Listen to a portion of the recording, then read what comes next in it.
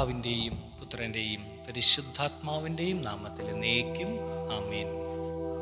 എൻ്റെ കുഞ്ഞുമക്കളെ, മാതാപിതാക്കളെ സുഖമായിട്ടിരിക്കുന്നു? എല്ലാവരും സുഖമായിട്ടിരിക്കുന്നു. പ്രായമായവരൊക്കെ പ്രത്യേകം സുഖമായിട്ടിരിക്കുന്നു എന്ന് വിചാരിക്കുകയാണ്. നല്ല ചൂടുള്ള ദിവസങ്ങളൊക്കെയാണ്. എങ്കിലും ഈ ദിവസങ്ങളിലൊക്കെ നല്ലൊരു മഴയൊക്കെ പെയ്ത് മനോഹരമാകട്ടെ എന്ന് പ്രത്യേകം പ്രാർത്ഥിക്കുകയാണ്. പ്രിയരുന്ന് 386-ാമത്തെ ദിവസമാണ് വചനധാരയുടെ. വലിയൊരു ഇതുണ്ട് കേട്ടോ. നമ്മുടെ ജീവിതത്തിൽ പരാജയങ്ങൾ ഉണ്ടാകുന്നതിൻ്റെ ഏറ്റവും വലിയ കാരണം, ചിലരൊക്കെ വലിയ പരാതി പറയാറുണ്ട്. എത്ര തന്നെ പരിശ്രമിച്ചാലും ചില കാര്യങ്ങൾ അങ്ങോട്ട് വിജയിക്കുന്നില്ല. ചില കാര്യങ്ങളിൽ എന്താ പറയുക, ഒരു ഡെഡ് ആയിട്ട് അവിടെ നിൽക്കുക. അറിയാൻ പാടില്ലാത്ത ബിസിനസ്സിൽ ചാടി, ഭാര്യമാർ വലിയ വീടുകളിലെ ചില പരാതികൾ വന്നിട്ടാ അറിയാൻ പാടാത്ത ബിസിനസ്സിലേക്ക് ചാടി കയറി കുടുംബം മുഴുവൻ കടം.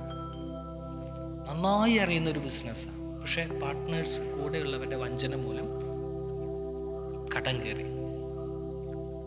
ചില മേഖലകളിൽ അമിതമായ ആസക്തി, എത്ര തന്നെ കൺട്രോൾ ചെയ്യാൻ ശ്രമിച്ചിട്ടും സാധിക്കാത്തൊരവസ്ഥ.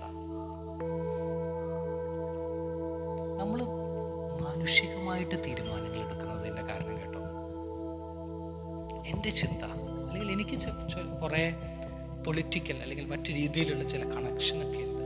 ഇതുകൊണ്ട് ഞാൻ തീരുമാനം എടുക്കുക, അല്ലെങ്കിൽ ചില തീരുമാനങ്ങളിലൂടെ ഉറച്ചു നിൽക്കുക. ആര് പറഞ്ഞാലും കേൾക്കാത്തൊരവസ്ഥ.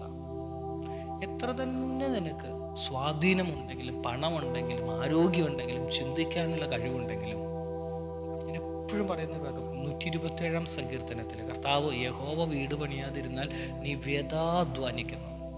എത്രമാത്രം പരിശ്രമിച്ചാലും തമ്പുരാനെ കൂടി പിടിച്ചില്ലെങ്കിൽ, സങ്കീർത്തനം 118 8-ാം അധ്യായം, പ്രഭുക്കന്മാരിലോ അല്ലെങ്കിൽ മനുഷ്യരിലോ അല്ല, തമ്പുരാനിലോ കൂടെ നീ ഒന്ന് ആശ്രയിക്കുക, അവനോട് കൂടെ ഒന്ന് ചോദിക്കേ.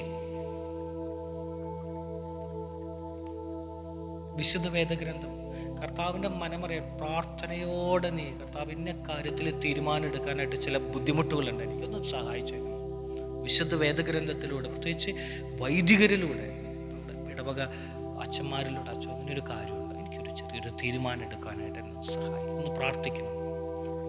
ഈശോയുടെ ഹിതം അറിയാനായിട്ട് നമ്മൾ പലപ്പോഴും മറന്നു പോകും. ഈ മേഖലയിൽ ഏറ്റവും കൂടുതലൊരു ഇത് കേട്ടോ, വിവാഹത്തിൻ്റെ മേഖലയിൽ നമ്മുടെ കാരണവന്മാരുടെയും നമ്മുടെയൊക്കെ സമ്മതം ഇഷ്ടമൊക്കെ നമ്മൾ ചോദിക്കുമ്പോഴും ഒരിക്കൽ പോലും വിവാഹിതരെ ഒന്ന് ശ്രദ്ധിച്ച്, അല്ലെങ്കിൽ വിവാഹം കഴിക്കാൻ പോകുന്നവരെ ഒരിക്കൽ പോലും നമ്മൾ സമ്മതം ചോദിക്കാത്ത ഒരാളാണ് തമ്പുരാനോട്, കർത്താവേ എനിക്കും കൂടി ഇതിൽ താല്പര്യമുണ്ടോ? പല മേഖലകളിൽ കൂടുതലായിട്ട് കർത്താവിനോടുകൂടെ ഒരു സമ്മതം ചോദിക്കാൻ, അവനോടുകൂടെ ചേർന്ന് നിൽക്കാനായിട്ടുള്ള ഒരു വലിയൊരു കൃപയുണ്ടാകട്ടെ. ചെറിയ ചെറിയ കാര്യങ്ങളായാലും അത് ഭയങ്കര മാറ്റങ്ങൾ ഉണ്ടാക്കും നമ്മുടെ ജീവിതത്തിൽ. വലിയ രീതിയിലുള്ള വിജയത്തിൻ്റെ വലിയ കൃപ നമുക്ക് നൽകും. ഈശോ അനുഗ്രഹിക്കട്ടെ. മനോഹരമായൊരു ദിനമാകട്ടെ. തിങ്കളാഴ്ചയാണ് ഈ ആഴ്ചയിലെ ആദ്യത്തെ ദിവസം, ആദ്യ പ്രവൃത്തി ദിവസം. ഈശോയുടെ കൃപ കൊണ്ട് നിറയപ്പെടുന്ന മനോഹര ദിവസമാകട്ടെ. പ്രത്യേകം പ്രാർത്ഥിച്ചേക്കണം. പ്രത്യേകിച്ച് വൈദികർക്കും മറ്റെല്ലാ വ്യക്തികൾക്കും വേണ്ടി പ്രാർത്ഥന ആവശ്യപ്പെടുന്നവരെ പ്രത്യേകം നിങ്ങളെ ഓർക്കുന്നുണ്ട്, നിങ്ങൾക്ക് വേണ്ടി പ്രാർത്ഥിക്കുന്നുണ്ട്. നിങ്ങളെപ്പോഴും പ്രാർത്ഥനയിലുണ്ട്. ആരോഗ്യത്തോടെ എല്ലാവരും ഇരിക്കട്ടെ, സൗഖ്യത്തോടെ ഇരിക്കട്ടെ. ദൈവം നമ്മളെ സമൃദ്ധമായിട്ട് അനുഗ്രഹിക്കട്ടെ. ആമേൻ.